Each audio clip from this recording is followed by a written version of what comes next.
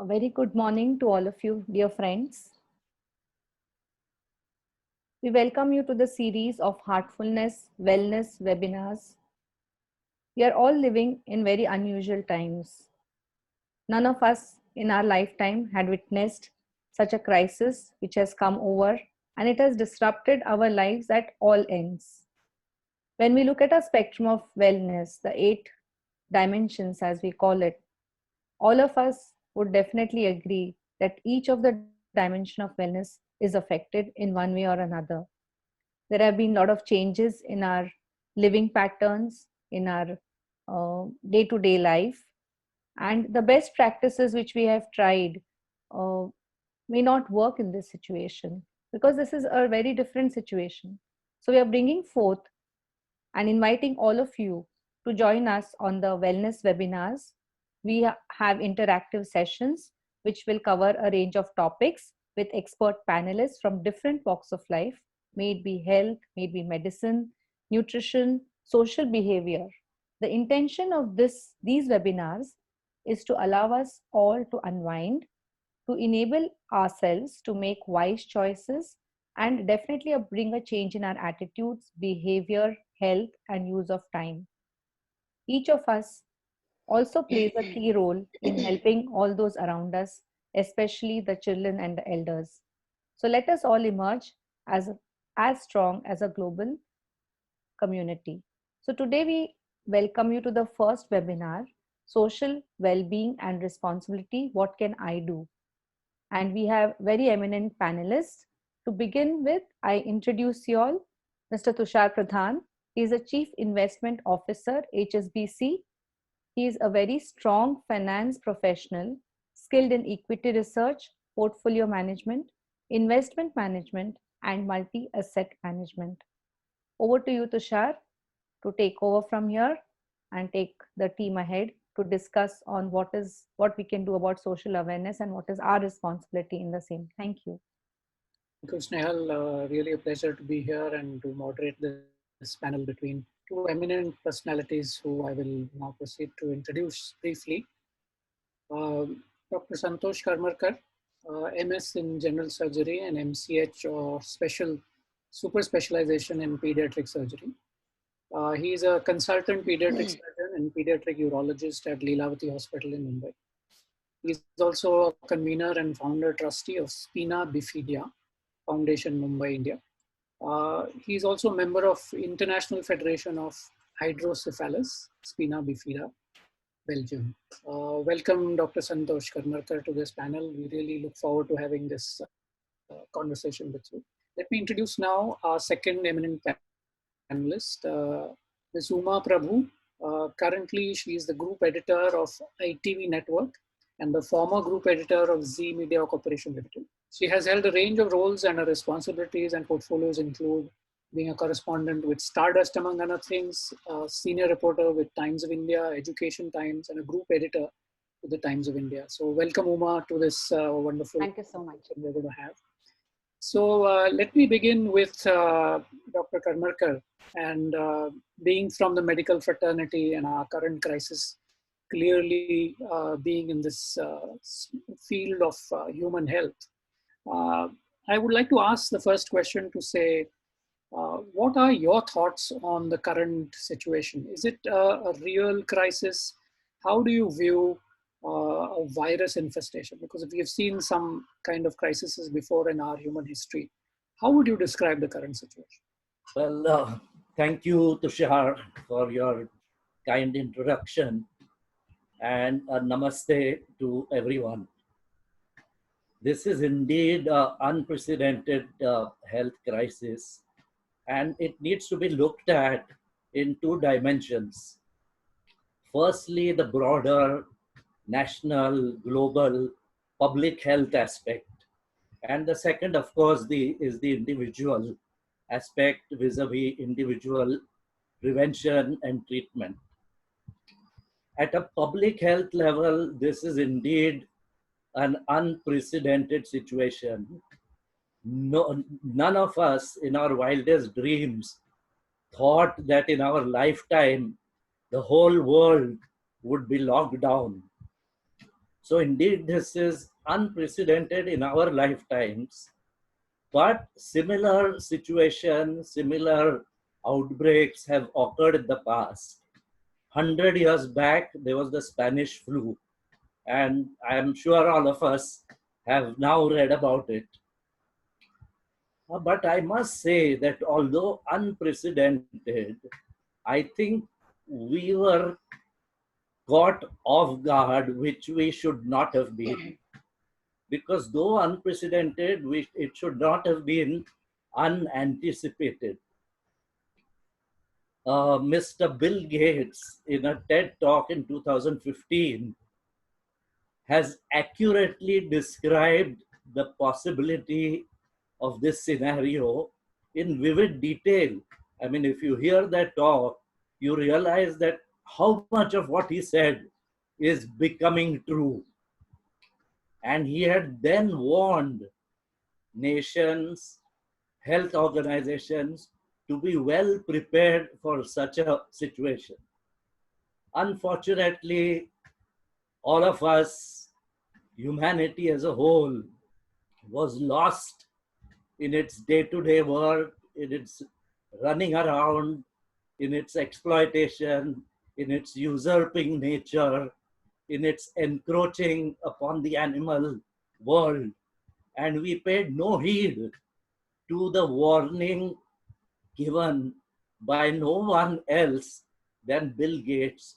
So I think, firstly, although this is now upon us, we should have been probably much better prepared. The way we have encroached upon other beings in gay abandon, it was something which was waiting to happen. I mean, we have encroached upon wildlife, wild animals so much that these microbes, which normally live happily in wild animals, had to find another host. And it was very easy for them to jump from a wild animal to a human being. So I think first lesson was that we should have been probably much better prepared. The second important thing from the public health aspect, again, the public health aspect in this crisis is probably more important than the individual crisis. I mean, individuals have had pneumonia, have required to be on ventilators. What is different is the public health dimension of this. Never before have so many across so many countries and at the same time been affected by this huge pandemic. So the second aspect of public health is that this crisis is going to test countries and the world about how much importance and priority they have given to their public health care facilities. And I think there also, I hope India does not go the way some of the European countries have gone, and nature is kind to us, and we come out of this relatively unscathed. But I'm also hope that after this thing settles, and I'm sure it will settle soon, we as a nation have to relook at what are our priorities. Is it arms, defense, borders, wars, or is it human health, human lives? Okay, Tushar. Thank you, Dr. Karmarkar. It's really good to hear your view overall in terms of the human condition and what we should be doing in health. But as a follow-up to that context, I would like to ask, as a medical professional, are there some efforts done to counter the situations?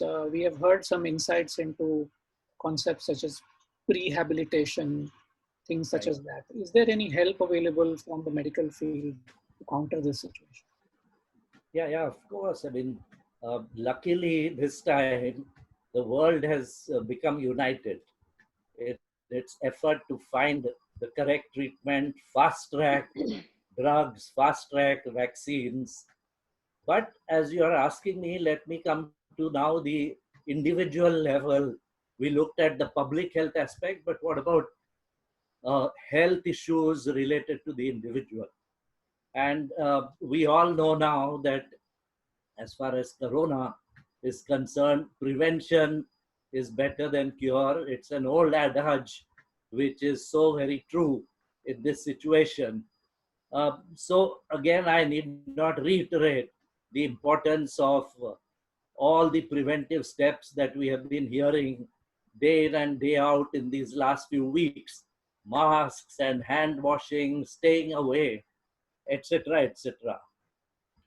But as an individual also, when one anticipates that there is a onslaught that might happen to me, to my body, to my mind, then we can do something to be better prepared for it.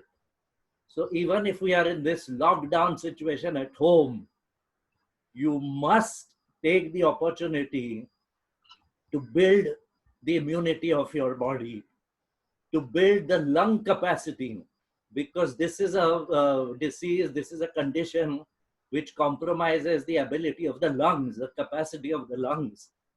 So good diet, good nutrition, definitely good exercise, and to be more focused on lung exercises, breathing exercises, pranayam, yoga. These are all ways in which we can prepare our body, or we can build up our body to face the possibility of an attack. So I think that is the concept of prehabilitation as against rehabilitation. So I think this is a time for all of us to do prehabilitation of body and of mind. Of course, in a country like ours, where all are not equal, I do understand it's good to talk about good, healthy nutrition and good exercise in a pollution free, non crowded space. Unfortunately, it's not possible for, for so many. So we have to understand that. And hopefully, in the end of all this, we do make efforts to see that uh, there's not so much of a disparity that exists. So it's okay to talk about good, healthy nutrition, take a lot of proteins, but unfortunately, the reality is that some people just struggle for a daily meal. So we cannot. So it. Absolutely. So we also have to get out of the lockdown, and if you have the means and the resources, go and help others. Go and help others. Give them food, give them medicines, and that itself will build up your own immunity in return. Thank you, Dr. Karmarkar. I think this is a wonderful aspect. Uh, One thinks also that this crisis could possibly change us all, in the sense that even if it comes to town planning, for example, as you mentioned, open spaces, parks, areas where people who are deprived of space in their individual homes. I think as a matter of town planning, I think that is something which will clearly come across as important and urgent, because I think in Indian cities that has been something which has been ignored for a long time, and people don't give that much importance to personal health and what the organization, what the administration can do about helping people who are deprived. But thanks for bringing that up. I'll now move to Uma. Ms. Prabhu, you've been associated, of course, with the media, and you've been a very, very important, I would say, torchbearer when it comes to, spiritual growth as well. You've been associated with the Heartfulness Institute as well. But prior to that, what I'd like to ask you is that Dr. Karmarkar talked about the physical aspect of how we prepare ourselves. But don't you think that there is a mental side to the story, that people being locked up in these homes for so long, and especially with the most dear ones of our family, where we have to now live with them day in and day out for 24 hours. And that has given a lot of other, questions in our minds about how do we deal with the mental issues? How do we ensure that our mental health also is secure during this period? What would you like to share with us on that aspect? See, Tushar, you're absolutely right, because this global pandemic, like Dr. Karmarkar said, is unprecedented. It's transporting us into an uncharted territory. We are locked down, we are isolated from the world, we are social distancing, we are at home, we are doing household chores, a lot of things. So it's entirely a different new world for us. So when one is leading a fast-paced life, like for instance, you or me, because we are into a kind of, areas where you need all the time, there is action, and you're grounded suddenly. So depression is bound to set in. 100%, and the problem is even more acute, when you consider people who are entrepreneurs, people who are manufacturers, people who are into service sector, because the salaries need to be paid, and at the same time, there's no income coming because the businesses have come to a complete standstill. It's like, and you don't know when all this is going to open, because it's like walking through a dark tunnel and you don't see light at the end of it. I visualize that post this corona, the COVID-19 thing, I feel that there are going to be a lot of complex behavioral issues. There could be suicides also. There could be several depression cases. But from my own experience, because I can right now tell you, how one copes with it. What are the coping strategies? It may be unique to every individual, but there are certain things that if you follow, like there are certain physical aspects that you follow, you may be protected. Similarly, it's with the mental health also. To start with, it's entirely our own choice. Do we need to feel that we are doomed, or we use this as an opportunity? If we use this as an opportunity, we have to introspect, we reflect, we go deep down within us, and we finally are able to come after a lot of permutations and combinations, whether, and I'm not going on the high funda thing, spirituality, it's at the common level, then we are able to come up with certain coping strategies. Like you rightly said, I'm into heartfulness meditation for close to almost 2 decades. Heartfulness is an educational, volunteer-based organization that all of you know, but this is for those people who are uninitiated. We focus on meditation, we focus on relaxation, we focus on yoga and spirituality. We offer free meditation. The Heartfulness Institute offers free meditation, but it's a daily practice. It's not like the pandemic happens and you start. Even then, it's okay if you start doing it. And that awakens our inner potentials, and for a peaceful and a happy living, So if you ask me, how did I cope? Yes, I was devastated initially, because anybody would. You are human. But when you are doing your meditation, your daily practice, I feel there's a feel-good factor. I feel there is a lot of peace within yourself. And most important, acceptance comes. When there is acceptance, then you have clarity of thought. And when there is clarity of thought, you can come up with coping strategies. I started with simple things like watering plants. Our second guru of the hierarchy, Babuji Maharaj, he was second in the hierarchy.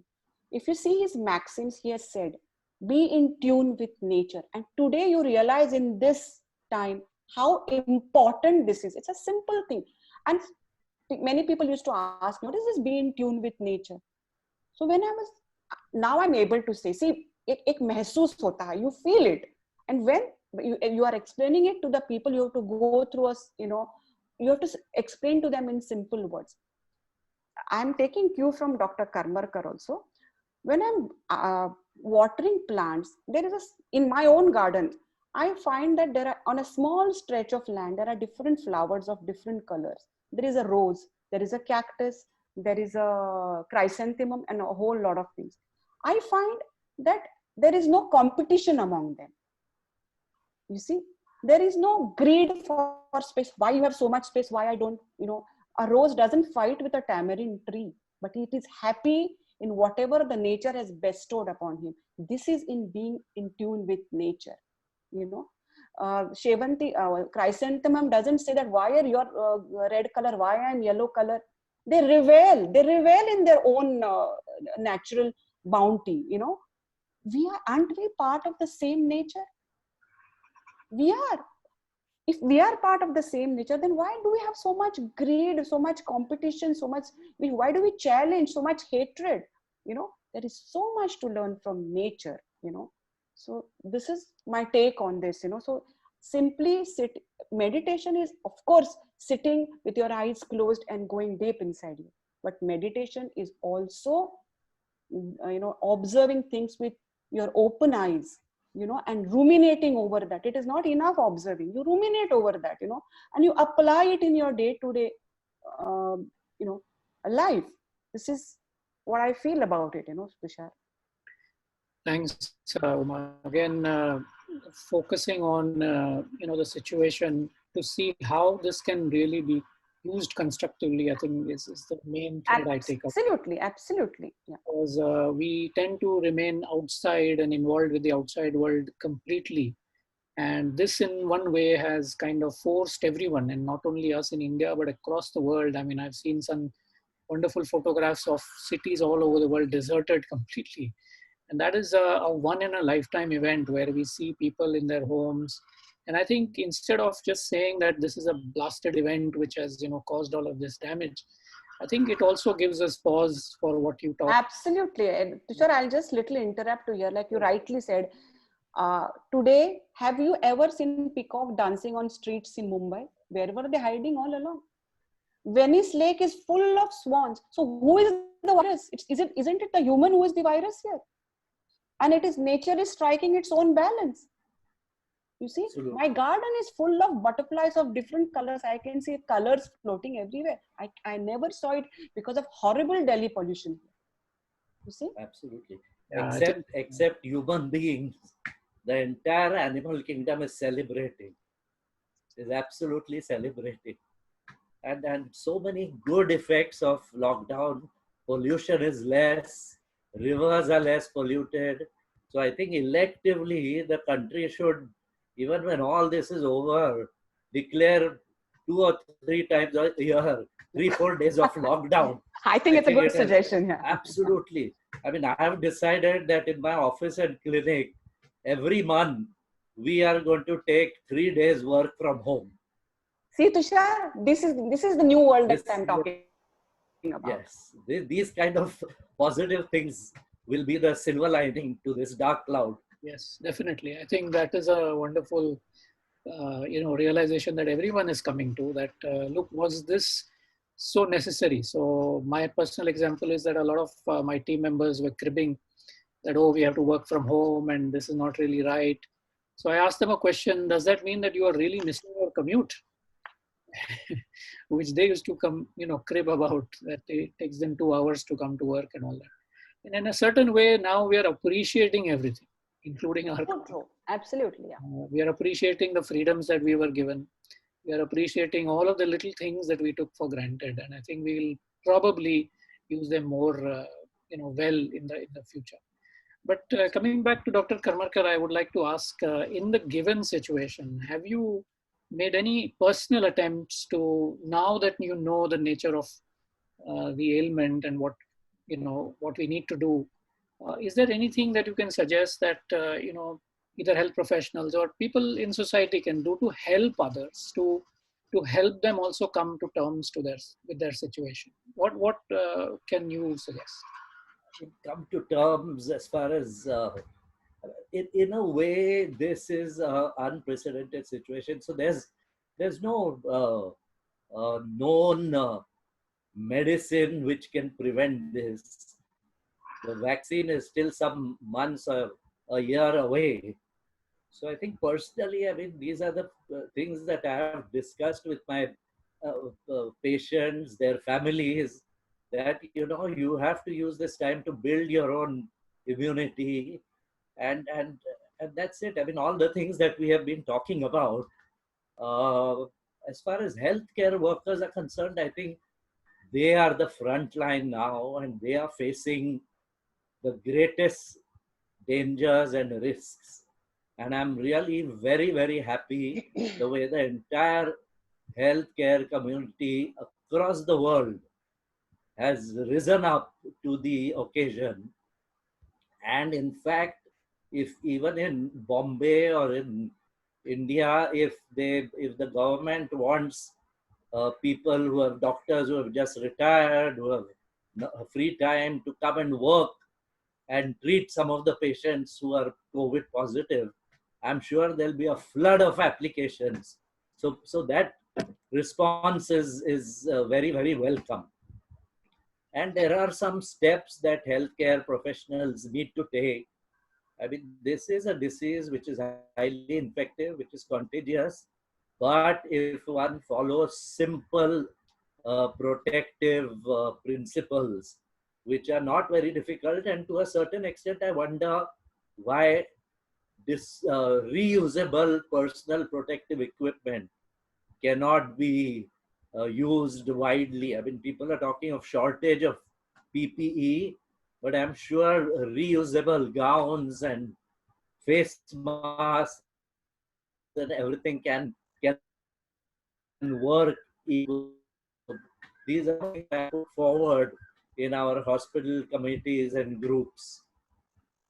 Does that answer your question, or? It does. It does. In fact, I was asking, especially since you're a pediatric surgeon and treat children, any advice you can give? Because along with all adults and families, there are children's also who are now locked up with families. Any advice you will have to either calm them down, or what would you do as a? Yes, I think for as if you look at the people in their second childhood, the very elderly, I think they are very happy because all their family members. So you see 75 plus, 80 plus household members are very happy that they have their children, grandchildren, all at home, all doing things together. To a certain extent, for children also, it is the psyche is similar. If they have their family members and everybody around, everybody to play with them for the whole day, and they don't have to go to school, then for some time they'll be very happy. But children need to be outside. Children cannot be caged in a room, and their mind will not accept not going outside and playing around. So it is very challenging when it comes to children being locked down for 2 weeks, 3 weeks, or more. So for people who are staying in gated communities, in compounds which are big, even if there's a lockdown, there's no harm in taking your children down. Of course, don't go and play with 20 children. But if you have a child, a son, daughter, just take him around your building campus, quite widely separated from others, and take them out, play with them a little bit. I don't think that will spread the coronavirus at all. So I think you have to, and of course, play games. Yeah, you have to keep them engaged, which is challenging. After the second week, it will be even more so. First of all, we have to be engaged ourselves. Yeah. Coming to you, Uma, quickly, I'd like to ask, having worked and, volunteered in this wonderful institute, is there anything we can do for others from a spiritual perspective? For example, are there any, thoughts, prayers that we can, as a group, help others to be aware in our own way, sitting in our own house? Is there anything you can suggest? Absolutely. See, taking cue from what Dr. Karmarkar said, there are two aspects. One is the physical aspect, and physical hygiene is very important. Similarly, today, mental hygiene is important. Why? What is this mental hygiene that I'm talking about? It's your thought process. Like you talked about prayer. The prayer that comes from the bottom of the core of my heart, from the deeper pressings of my heart, and if it is a genuine prayer, I'm sure it works. Like I'm running an organization called Manav Sadhan Vikas Sanstha, It is very active in Sindhudurg district on Goa border, Ratnagiri, and it is also active in Navi Mumbai. Apart from the physical things like distributing masks, because police people did not have masks, so we gave masks to police people. We are into a community of Mathadi workers in New Bombay. We distributed masks to them, which was a big thing for them. But these are the physical aspects of the thing that I'm talking to you about. The mental hygiene, because one of the 6-dimensional progress of human being that we are aiming at is spiritual. We have economic, we have intellectual, or environmental, plus there is a spiritual thing. So right now I can't tell a Mathadi worker, you should sit down and meditate. How do I help him to get into that mental hygiene mode? By talking and talking. So now, because of the lockdown, that activity has stopped, but we do a lot of counseling. And subtly we plant that seed in them. Counseling, okay, counseling means what? They will come for their own problems, okay? But when we are talking to them about their own problem, we also give that seed that, look, if your thought process is pure, only then, like for instance, we have greed, a lot of negativity is into us, right? How do you get over those negativities? Only by talking and talking and talking. For people who are into practice like us, we will do the cleaning process in the evening, right? One of the thoughts that struck me, like you have rightly asked me this question, if we are doing like Daji, our present head of the mission, on 2nd April, he had a big meditation webinar, wherein he addressed the world over people, plus he also conducted the meditation. Okay. That is one aspect. We at our own level, we are all being given the ability to transmit. Of course, we are conduits, we are all preceptors. Why can't we sit together at a given hour, all preceptors in their own homes, and start doing cleaning your entire, I tried this, and believe me, how do you know that it works?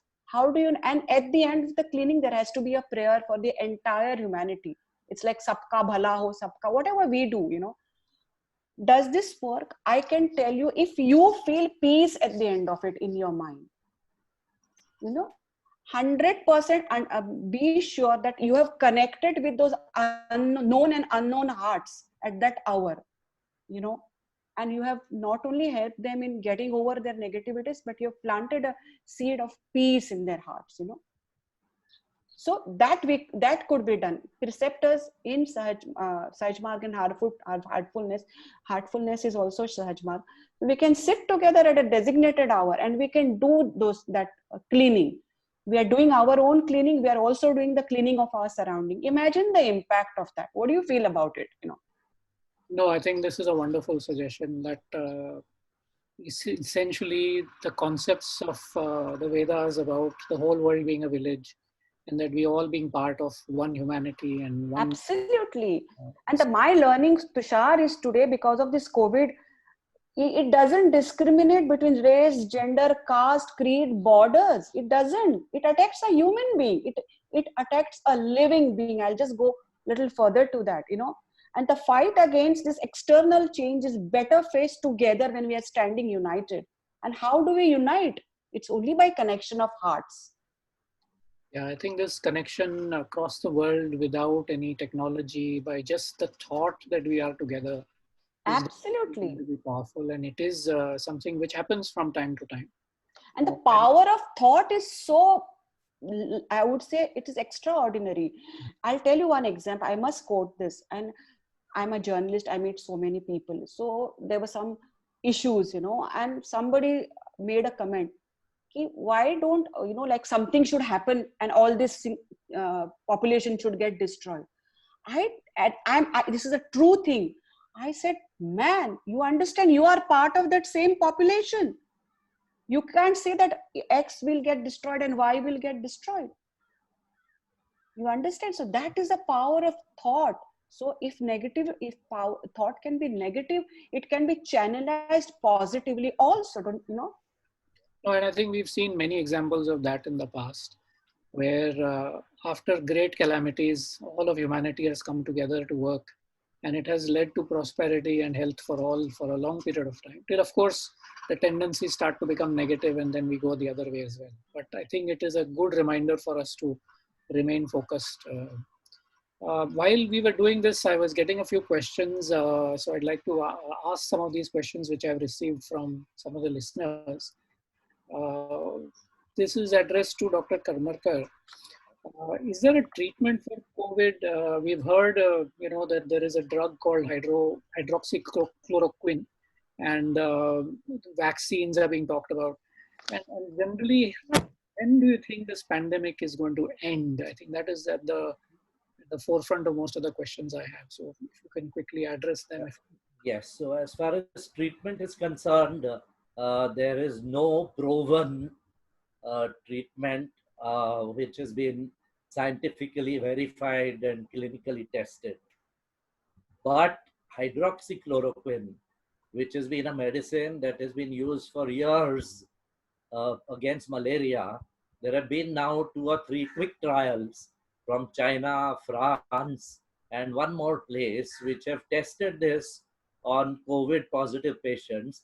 And there is definitely some evidence that this medicine plays a role in decreasing the effect of the coronavirus. Chloroquine has been known from the past to have antiviral properties.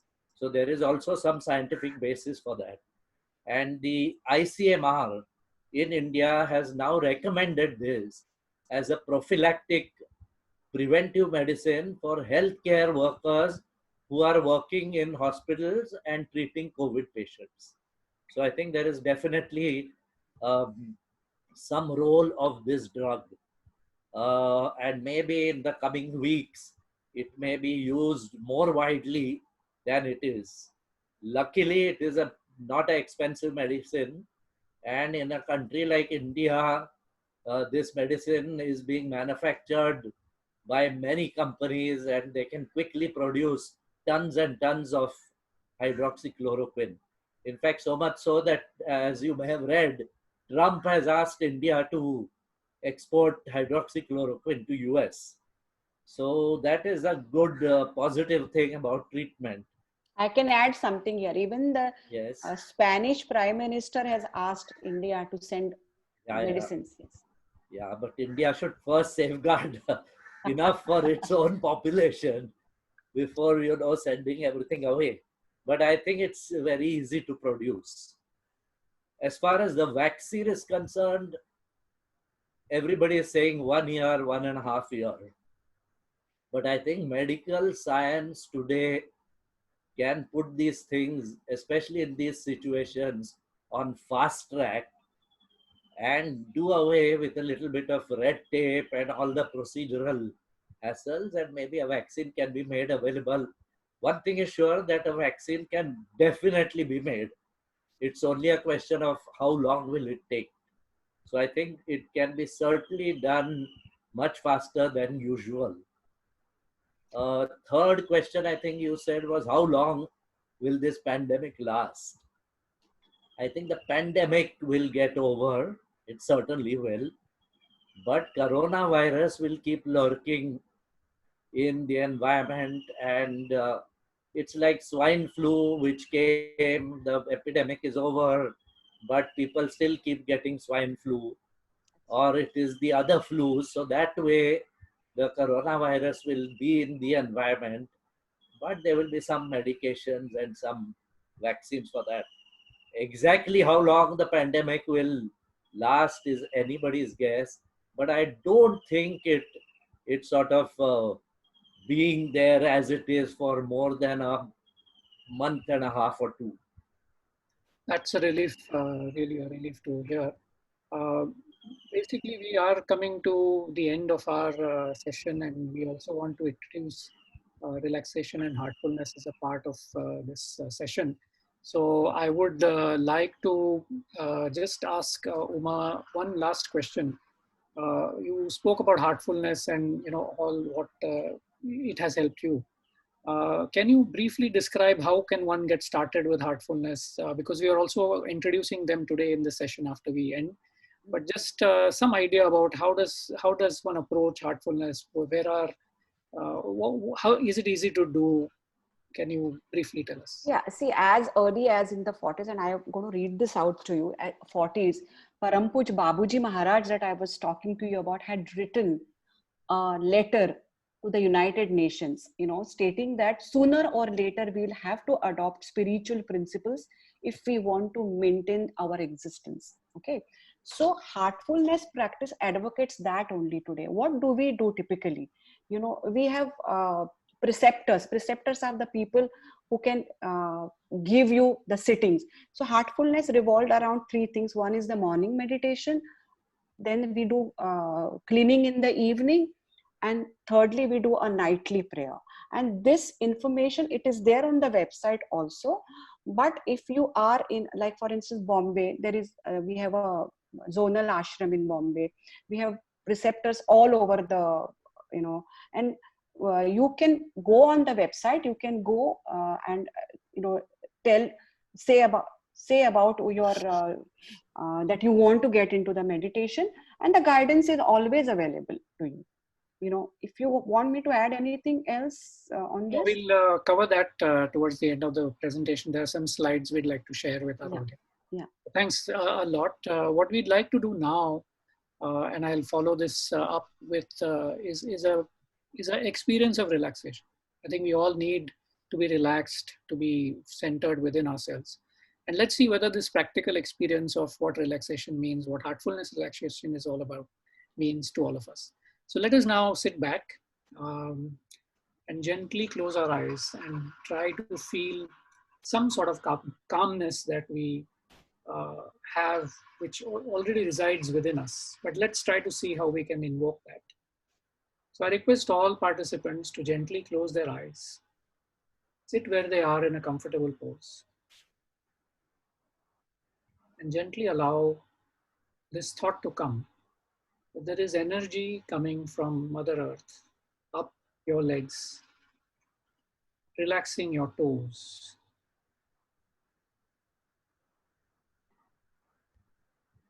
The energy moves up to your feet, relaxing the feet as well as ankles.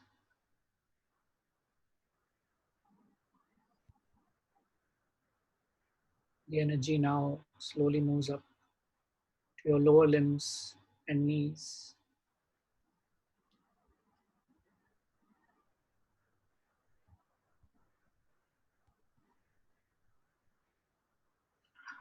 The energy moves up, relaxing your thighs.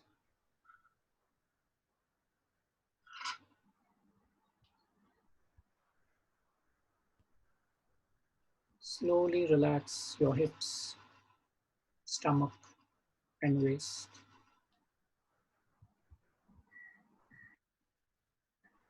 Feel as if you're sinking in your seat.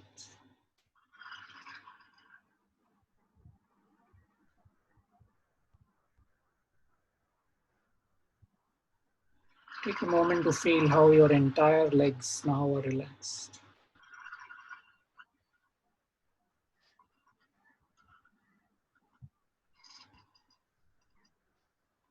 Feel the energy move up your body, relaxing your back.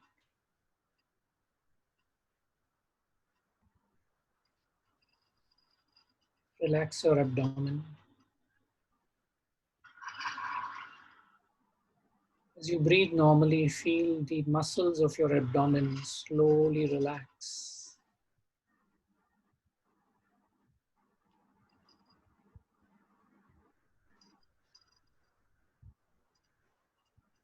The energy now moves up to your chest area and shoulders. Drop your shoulders.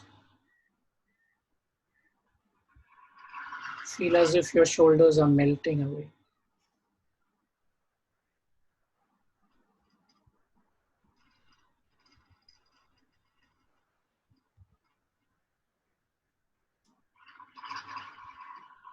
Relax your upper arms, elbows. Feel each muscle of your forearm slowly relax down to your wrist, palm, and out of your fingertips. Feel this energy. Relax your entire upper arms, lower arms, out of your wrist and into the fingertips. Leaving from your fingertips, relaxing your hands.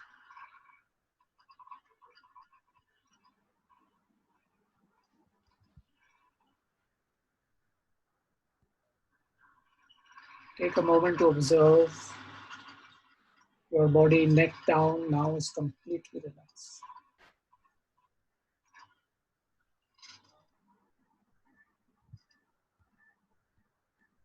Relax your neck muscles. Feel all the tension leave from the neck muscles.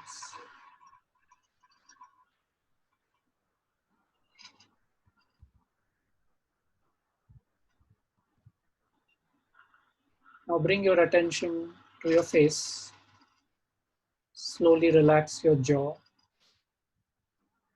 lips, nose, eyelids, eyebrows, forehead, all the way to the top of your head.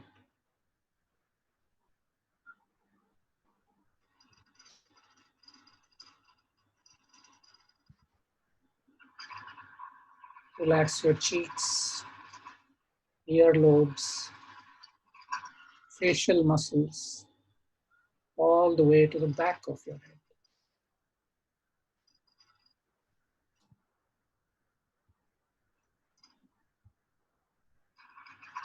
Feel as if all the cells of your brain are now being relaxed.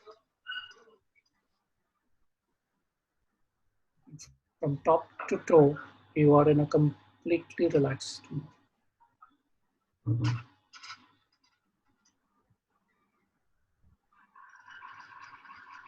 Take a minute to completely observe your inner condition of complete relaxation. And slowly bring your attention to your heart.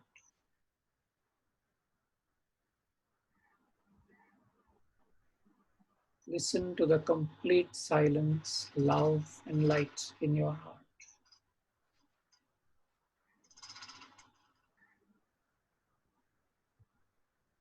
Be still and remain in the silence. And give a thought that divinity exists in my heart. It already is there. And that I'm going deeper and deeper within myself.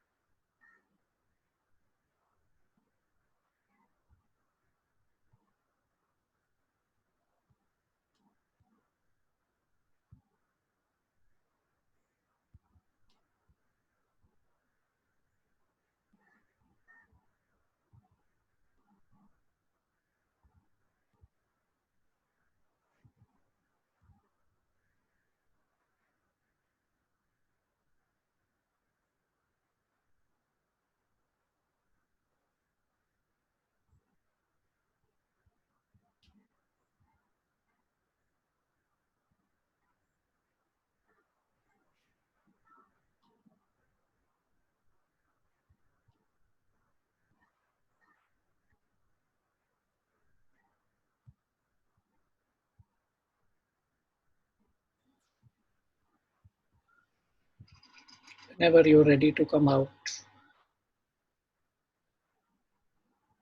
gently perceive the condition in your heart. And whenever you're ready, you can gently open your eyes.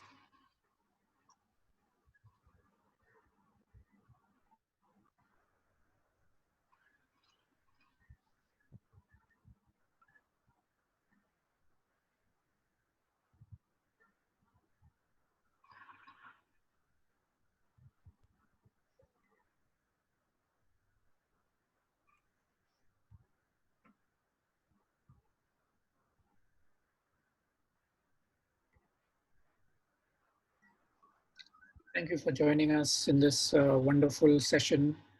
I really would like to thank all of the participants. And before we leave, I'd like to give a little bit of an idea of where you can reach out to be part of this wonderful organization. We have resources available on www.heartfulness.org. We also have wellness at heartfulness.org. These are two websites which will give you some idea of what this organization is doing by means of reaching out and helping people to meditate, as well as be part of yoga and wellness overall for all humanity. You can also find the services of a trainer. If you look at the website heartspots.heartfulness.org, there are about 6,000 heart spots from about 130 countries available. So wherever you are in the entire world, you can find a trainer, a heartfulness trainer who is in your area and around you. You can reach out and the trainer will be able to contact you. And you can begin on your journey of this wonderful meditation that we just got a glimpse of, very small taste of. If you want to begin on your own, there are resources available on www.heartfulness.org /en/masterclasses. These are 3 free masterclass sessions available by Kamlesh Patel, who is the guide of Sahaj Marg and Heartfulness organization today. He's also known by the name affectionately Daji. You can enroll for these masterclasses on your own and follow these self-study classes for over 3 days and get introduced to this meditation.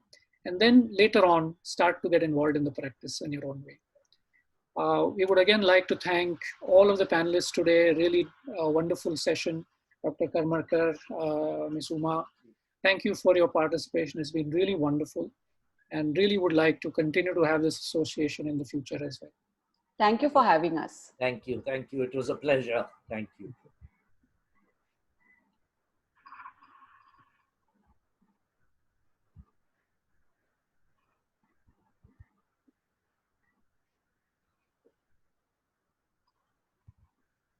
Remember to join in for our next webinar.